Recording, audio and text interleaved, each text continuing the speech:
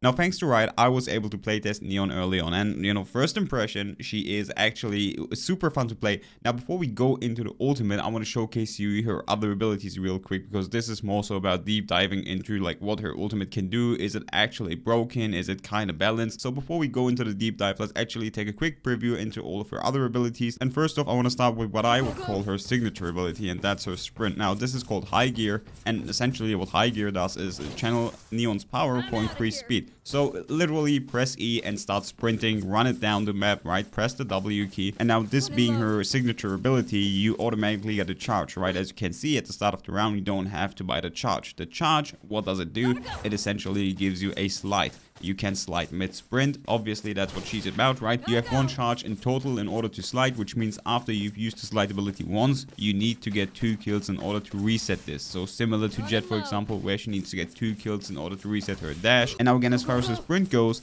as you can see, once you activate the ability, the energy bar starts running down, and you can keep sprinting until you don't have any energy left. And in general, at any point where you stop using the sprint ability, the energy bar starts recharging again. Now let's quickly jump to her second ability, which is the wall. In my opinion, one of the strongest tools to essentially take a side with. The ability is called fast lane, and as it says in the description, it basically just creates 2 walls that extend a short distance or until they hit a surface, which means you can kind of decide how long this wall should be. It can either be pretty long and go pretty deep, or even just be completely short. Depending on what you need, you can do multiple things with this wall. And important to know is the fact that it does do damage to enemies that are trying to pass through the wall. Now, last up, before we go to the ultimate, we have her grenades, her stun grenades, which I think are probably one of the strongest grenades, because they have a double bounce, and then each bounce it creates this stun field in which you're gonna get stunned after like 2 seconds or like 1 second even. I don't even know the exact time, but it's really quick.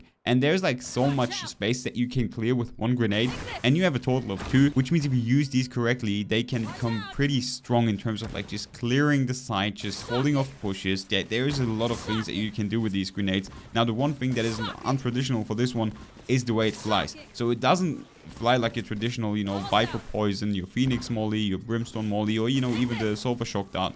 The bounce is kind of strong, right? It just flies in a straight path. It's pretty fast, and they really don't fall down at all, even if you bounce them off. Like, you really have to angle these and just figure out a way to get lineups, because this is not your traditional grenade that you just do your usual lineup with. They are kind of difficult to, just find the right spot. But, last up, we have what this video is mainly about, her ultimate ability. Now, this is probably the most controversial ability within her entire kit, and people talking about whether this ability is broken. I myself, when I saw the preview, was thinking, well, this kind of looks broken, because Valorant was supposed to be all about shooting, right? Shooting matters, abilities just support you. This doesn't necessarily look like shooting matters, but let's actually take a look now. The ability itself is called Overdrive, and once you activate this ability, you will charge all your power, which means besides just doing damage, you will also have your speed available during the entire duration of this ultimate. Now, you obviously have to press left click in order to channel the lightning. Is it unlimited? No. As you can see here on the bottom right, you have what I would call 40 energy, right? As you press left click, it starts to go down. It essentially is kind of like a gun where these are supposed to be bullets, and once it goes down, it kind of takes a little bit to charge up again. But the duration of this ult is not in the energy on the bottom right, but more so the energy bar on the middle, just like on her sprint, right? As soon as this one runs out, the ultimate is gone. However, each kill that you do during the ultimate resets a portion of the energy bar and also her slide, which I think is pretty strong, especially the fact that you can reset her slide. It's gonna be so tough to play against her if she keeps getting her resets, sliding around. I feel like that's one of the strongest aspects about her ultimate. But then the most important thing, how much damage does it? Is it actually too strong? And that's why I took a look especially into her time to kill with this ability, and also if it does the same damage on every range. So, let's actually test it out. When we pull out the ability on, the closest thing that we have, 5 meters, right? It takes 7 bullets, or, 7 energy to give him 150 damage, which is kind of decent. It's really not too strong, and keep in mind that this is really close though. You actually need to get this close to the enemy before you can actually do it at this range within 7 bullets. On 10 meters it does the same damage, so you still would need 7 bullets. Again, like I should want too much, but as you can see, 154, 7 bullets and 10 meters. If we switch up to 20, that's where you can see the first difference. We actually need 8 energy in order to kill him in this range. 152. And then on 30 meters, we actually need even more. Give me a second to charge it up.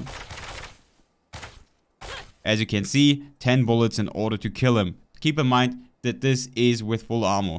Again, as you can see, 9 is 140, and then 10 would be 160. On 50, even more, right? On 50 meters, each energy charge does do 10 damage, which means we would need to hit him 15 times, or like we need to use 15 energy charges to essentially kill the guy. Judging off of that, I really don't think it's too broken. I mean, you kind of have to get really close in order to kill the enemies fast, which usually it's not the case, right? Usually you don't get this close in order to kill someone. This could kind of happen in eco rounds, and then usually most of the time they're gonna have better weapons than just classics, right? Obviously doing it against bots is kind of easy, but in a real scenario it would be more difficult to get close. Obviously this could be a nice ultimate for eco rounds where you don't necessarily are able to buy weapons, just like with the jet ultimate, where you can just use this to do damage without buying anything, right? This is a great tool. It's not too broken though, I'll be real. If you take a look at the energy bar down below, you can see that it does recharge. So if I kill him right here, it does gonna give me one portion of the energy bar. It's not gonna fully recharge, it's just gonna give me one little portion. But that's more than enough, right? And we also have a slide, which, you know, also gets reset every time you do kill an enemy. So overall, I feel like, yes, this ultimate definitely can be strong, but it's definitely not as bad as a jet ultimate, for example, or even the chamber ultimate in this case, right? It does do damage, it does a decent amount of damage, and I feel like especially on eco rounds, or, you know, in scenarios where you are the only one that can't necessarily buy a weapon, this is a good alternative, just like with the jet knife. Now, I'd say the strongest thing about this ultimate though is the fact that you can pair it up with your sprint and your slide. I feel like that's what is going to make this way more difficult to defend against, especially, you know, in the early stages where people haven't figured her out too much yet. But once I feel like people are getting used to the way she plays out, I feel like it's not going to be as strong. Really, it isn't. I mean, yes, again, in some scenarios, you will probably be annoying as hell with this ultimate. If we take a look at long range though, for example, see, on long range, the amount of time it takes to kill an enemy is insane. Like, you will never, in like most of the cases, win a long peak duel against a Phantom or a Vandal if it takes this much time, you know, to kill the enemies. Like, let's say you're gonna peak like this, and the guy has a Vandal, a Phantom, or even an Operator. You will never win the duel if he actually just hits a shot, right? So, it's kind of balanced, I'll be real.